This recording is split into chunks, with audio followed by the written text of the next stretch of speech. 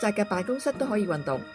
辦公室健身術系列教你企喺度、坐喺度，每日用零碎時間從頭到腳活動一下，返完一日工都唔會變成僵屍。空水乳突肌係另一條頸屈肌肉，頭部長時間向前傾斜，呢條肌肉就變得僵硬，令個頭部唔可以靈活左右上下咁轉動。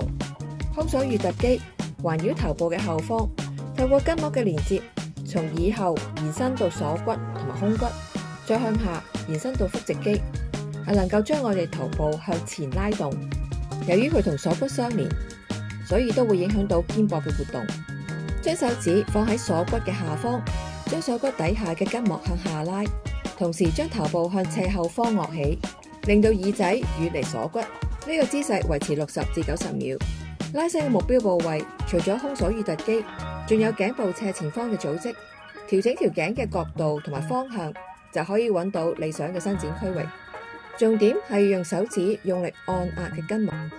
不過頸部係一個脆弱嘅部位，所以要控制施加嘅力度，以免造成不適。